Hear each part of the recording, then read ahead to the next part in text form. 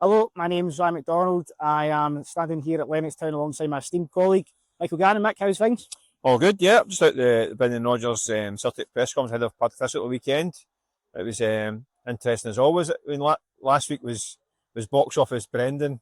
This week was more kind of reflective Rodgers until in the final kind of few minutes when he just when he got the popcorn back out again. I thought I'd eaten my popcorn last week. It was back out again because obviously there's some interesting comments at the end of his press conference. And it was good stuff, wasn't it? As always. Yeah, so he basically came out swinging in defence of Russell Martin. So it seems as if Russell Martin does have somebody on his side. Well, you don't. It's an unexpected source. Well, you don't often get a Celtic manager in a kind of passionate defence of, not so much a defence of Russell Martin. It's more of a kind of hitting out at Russell Martin's critics, wasn't he? Yeah. I mean, he's clearly had something on his chest he wanted to get off. He been his bonnet about kind of, listen, he was doing the kind of Brendan Rodgers mentioning no names, but we all knew who he was talking about. He was talking about join the dots. Some of the people in the media who have been criticising Russell Martin, who have been in that job either as a manager and a coach and all that stuff. So we know kind of who he's kind of pointing at. Basically suggesting it's not on. Those guys should know how hard the job is, and it don't even make it any harder. Really interesting. I mean, you don't usually get a Celtic manager kind of defending or hitting out at critics of a rival Rangers manager. Also quite funny how, obviously in the week we're talking about the famous, infamous trip to Loch Lomond and all that stuff and team bonding. He said that the Celtic squad also had a team bonding exercise this week. We did ask him where, but he refused to divulge, so yeah, I can assume it's maybe Loch Ness. Well, I don't think he said that the players and the wives were there. So I don't think they were ducking them in Loch Ness. I suspect they're more a night out for a dinner. I think it's probably more realistic. But clearly it's part of getting new players getting into the squad and settling in. But he just said that these kind of things happen all the time, but it depends on the context. And if you're winning games, nobody bats an eyelid. If you're not, you get slaughtered. And that's what's happened this week with the Rangers. But yeah, it's just really interesting. He was quite vociferous about it, wasn't he? Yeah. He clearly wanted it off his chest. So I'm quite liking this kind of 800 games in Brendan Rodgers. He's doing 2.0. I mean, does not. I mean, if he says say something, he just says it.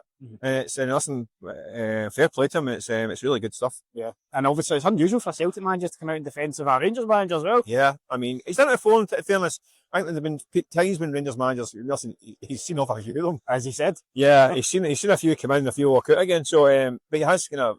I think it's more. He's got sympathy and empathy for the kind of storm around these managers because he knows what it's like to be in the eye of the storm. Yeah, so yeah. I mean, did reference when Russell Martin's 39, when he was 39, Brendan was in charge of Liverpool. Yeah, so. and getting hailed 1 minute and leathered the next. So he knows he's been through it all. He's more than 800 games as a manager now, so he's very experienced. And that's a guy who came up under Jose Mourinho as well. Yeah, and I can see some of Jose's kind of traits through Rodgers as well, especially last week with the blockbuster one last week. I think if Josie was sitting in the back room, he'd been applauding that one. He was keen also as well to draw a line under the off the field issues, obviously the fan protests, and he was basically just saying what to focus on the team, and that's essentially what I think he's said everything he's had to say now, and now his focus is on just getting results for between now and January. Yeah, you got the feeling something to know. Like last week, we knew that Rodgers had something to say and wanted to say it, and was going to say it. Yeah. Whereas this week, I think we asked a few times about the kind of off the field stuff, the fan protests and stuff, and he was very quick to shut it down. I think one of the questions was kind of cushioned. It was like you had the result last week, but there was protests around it and after it. And he said, well, see that sentence, the word but after that, ignore the rest, because I'm only concentrating on the football.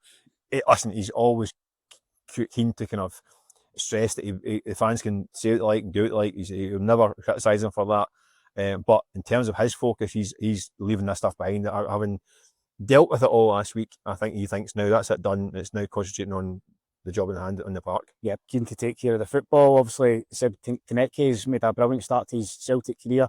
Even not the same for Michel and Balakwisha. I think Rodgers basically said, that's on me. Like complete ownership of it, didn't he? Yeah, it was an interesting one as well, wasn't it? I mean, we asked about the impact of Balakwisha and what trajectory he's going to be on. And he said, listen, that's on me because he's not he doesn't play right side. He admitted that. He said that he's a left-sided wide player or a number 10 or I think even a number 8, he said at one point, but not pretty much a right winger. So he said that was his responsibility. It didn't sound like he's going to be playing there again anytime soon. But leaves Celtic with the lemon. Well, this is the thing. The question is, we can ask again. Well, what does that leave him on the right side? And it didn't really have an answer for that one because Dyson Maida doesn't fancy him on that side either. You get James Forrest, obviously, who's tried and tested, knows a job, but and Yang maybe as well, whose bags were packed a few weeks ago as well. So yeah, it just highlights, I think, the window and the kind of the mistakes that were made in that period. That's going to come back to bite them for the next few months, unfortunately. And that right side is going to be an issue. Yeah, we've not got any issues at centre back because they've got loads of options. The manager obviously confirmed today as well that Austin Trustees, I think he's getting closer back to full fitness. But there's also a bit of a dilemma with, we'll call him GSP.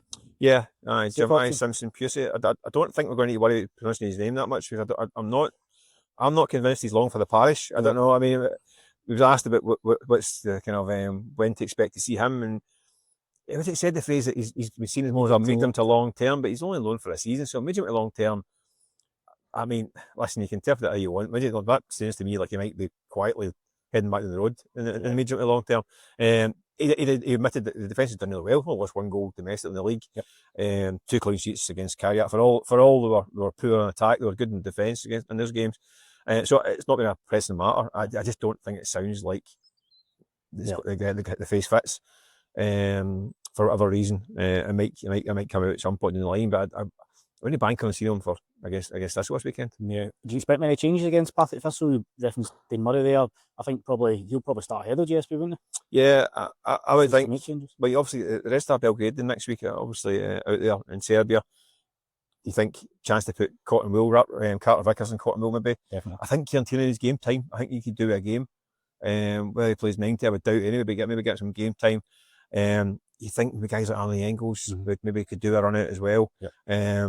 Paolo Bernardo. I mean, again, I think he's only 2 appearances. He's in the GSP suite at the moment. We don't know what's happened to him this season. So I don't think he'll make like ridiculous amount of changes. Because it's a tricky tie and also away from home. Yeah. And he wants this trophy. That's a trophy he likes. Yeah. And he knows the kind of momentum and impact that he can get by getting that on the board. Yeah. So yeah, I think they'll go pretty strong, but I think there will be some. But have an eye on Belgrade next week. Yeah, maybe see five or six changes myself. I think we're a completely new midfield. Might be an opportunity to give Callum McGregor a rest. I doubt it. I don't think Callum McGregor ever wants a rest, so I would doubt that one. But yeah, guys like McCowan and all that stuff. Arnold Engels and definitely Paolo Bernardo as well. So, but yeah, all roads lead to Firhill on Sunday. Shall I say? So go Saturday, make it a bit of a fright. There again. So, and we'll also be in Belgrade to cover the game on Wednesday as well. So, an exciting few days coming up for Celtic. Thanks very much for joining us today. And you can read everything that the manager, Brendan Rodgers, had to say at Record Sport Online and at 10:30 tonight onwards. And tomorrow's paper, you'll be able to read what Liam Scales had to say as well. So, thanks very much for joining us. Until next time, cheers.